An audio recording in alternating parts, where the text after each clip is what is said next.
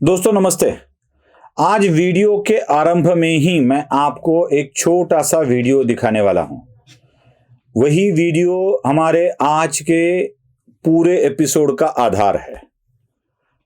राहुल गांधी आमतौर पर किसी ना किसी जगह मिलने चले जाते हैं।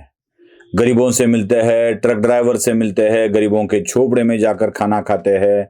वो भारत जोड़ो यात्रा में भी ऐसे कई प्रयोग उन्होंने किए थे। ऐसी ही एक बार राहुल गांधी पान ठेले पर गए और वहां क्या हुआ ये आप देख लीजिए। मैं पान खिलाते मैं भी खिलाऊं। आप मीठा खाते हैं? मीठा मीठा मीठा। हमारे दादाजी ने सर आपकी दादी को बहन जी बोलते थे। इंदिरा जी ने कहा था कि आप गोंडा से लोकसभा का चुनाव लड़िए पांडे जी। अच्छा, तो उन्होंने कहा नहीं, पान में ही चूना लगा सकते हैं, इससे ज्यादा नहीं। पान में ही चूना लगा सकते हैं, इससे ज्यादा नहीं। ये किसी जगह का पान ठेला चलाने वाला, जिसके दादा भी इंदिरा गांधी को शायद पान दिया करते थे, मतलब खानदानी पान वाला है। लेकिन इसने जो बोला है ना वो बड़ा बेहतरीन लगा मुझे। उसने कहा कि मेरे दादा इंदिरा गांधी को आपकी दादी को बहन मानते थे। उन्होंने कहा कि आप फलाना फलाना संसदीय क्षेत्र से चुनाव लड़ो, लेकिन उन्होंने कहा कि नहीं, हम चूना बस पान में ही लगाते हैं। चूना पान में ही लगाना चाहिए, लोगों को नहीं। यही एक बात हमारे समझ में आनी चाहिए। 100% बात सही कही थी उसने। ये जो गांधी परिवार और ये सारे जितने भी राजनीतिक बड़े परिवार है ना, ये चूना अब तक लोगों को लगाते आए हैं। गांधी परिवार तो लगाता ही आया है। एक खास बात मैं आपको बता देता हूं। जब भी कांग्रेस की या बीजेपी की विरोधी दलों की हार चुनाव में हो जाती है तो आमतौर पर यह बन चुका है, नियम बन चुका है कि दोष ईवीएम के माथे गड़ा जाए।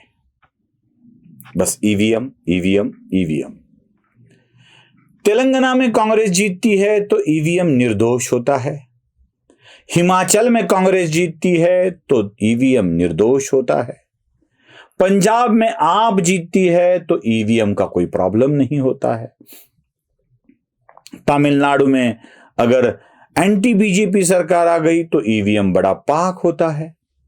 लेकिन महाराष्ट्र में बीजेपी की सरकार आ गई तो ईवीएम में गड़बड़ होती है। उसी महाराष्ट्र में लोकसभा में अगर इंडी को ज्यादा सीटें मिलती है तो ईवीएम बेदाग होता है।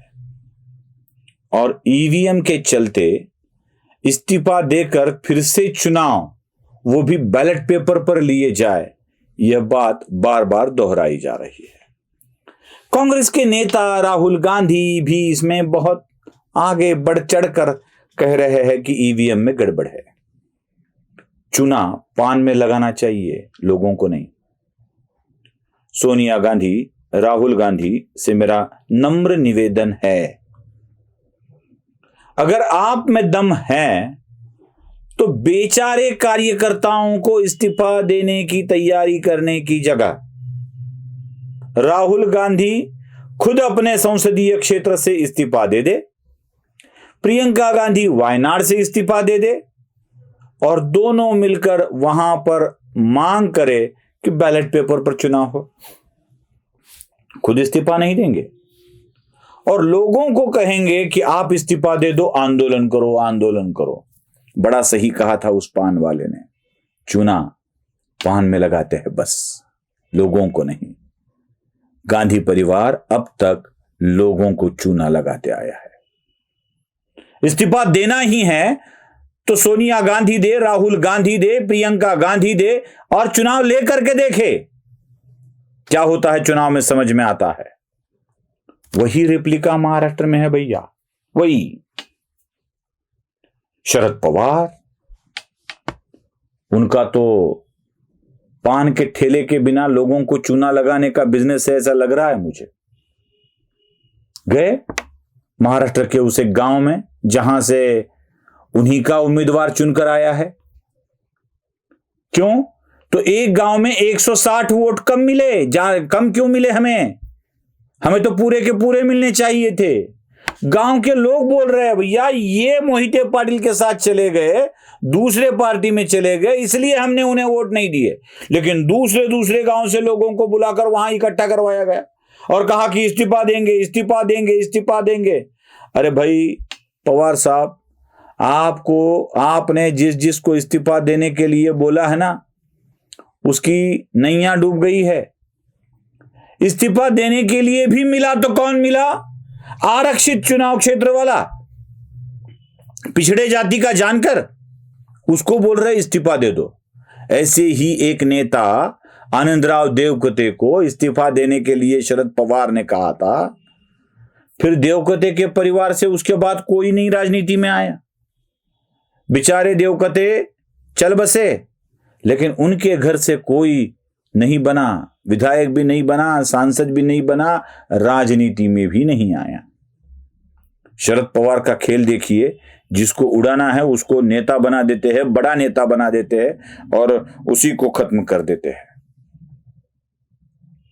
शरद पवार को सच में अगर ईवीएम पे आशंका है तो हाथ जोड़कर नम्र निवेदन है शरद पवार जी, किसी गरीब बेचारे पिछड़े का बलि देने से अच्छा है आप अपनी बेटी सुप्रिया सुळे जो बारामती लोकसभा क्षेत्र से चुनकर आई है, उन्हें कह दे कि इस्तीफा दे दो। दे देंगी सुप्रिया सुळे इस्तीफा, और फिर देखते हैं चुनाव होते हैं, बैलेट पेपर पर होते हैं, ईवीएम पर होते हैं या कैसे होते हैं। अगर आपको सच में इसके खिलाफ आंदोलन छेड़ना है, सच में इसके खिलाफ कुछ करना है, तो आपके पोते रोहित पवार को बोल दीजिए। कर्जत जामखेड़ से वो हारते हारते बच गया, उस रोहित पवार को बोल दीजिए कि भैया रोहित, पोते रोहित, तू इस्तीफा दे दे। क्योंकि चैरिटी बिगेन्स एट होम। अगर कुछ अच्छा करना है तो घर से शुरुआत की जाती है। मंगल पांडे ने अपना बलिदान देकर 1857 के तैयारी कर ली थी, तो शरद पवार के घर में दो मंगल पांडे पैदा हो सकते हैं। सुप्रिया पैदा हो सकती है, सुप्रिया को मंगल पांडे बनाया जा सकता है, रोहित पवार को मंगल पांडे बनाया जा सकता है, लेकिन इनको नहीं बनाएंगे। जानकर को बोलेंगे आप इस्तीफा दे दो। किसी अन्य छोटे मोटे नेता को बोला जाएगा कि आप इस्तीफा दे दो। जैसे गांधी परिवार अपना इस्तीफा नहीं देगा, दूसरों को बोलेगा आंदोलन करो, चलो चलो चलो। एक संस्कृत में सुभाषित है, बड़ा प्यारा है, मुझे बड़ा अच्छा लगता है। अश्वम नैवम गजम नैवम व्याघ्रम नैवम च नैवचम अजाह पुत्रो बलिर्दध्यात् देवो दुर्बल घातका। अश्व नहीं, हाथी नहीं, व्याघ्र या मतलब बाघ का तो बलि दिया ही नहीं जाता।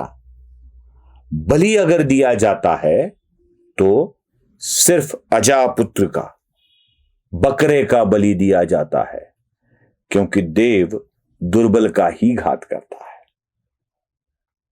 वैसे ये कांग्रेस के भगवान बन बैठे नेता, एनसीपी के भगवान बने बैठे नेता अपना तो बलि नहीं देंगे, लेकिन दुर्बल को जरूर बलि चढ़ाएंगे। इसलिए चूना लगाने का बिजनेस समझ लीजिए और उस वीडियो को आखिरी में एक बार फिर से देखिए, समझ जाइए इनका खेल क्या होता है। नमस्ते। मैं पान खिलाते मैं भी खिलाऊं। आप मीठा खाते हैं? मीठा मीठा मीठा। हमारे दादाजी ने सर आपकी दादी को बहन जी बोलते थे। अच्छा। इंदर जी ने कहा था कि आप गोंडा से लोकसभा का चुनाव लड़िए पांडे से। अच्छा। तो उन्होंने कहा नहीं, पान में ही चूना लगा सकते हैं, इससे ज्यादा नहीं। पान में ही चूना लगा सकते हैं, इससे ज्यादा नहीं।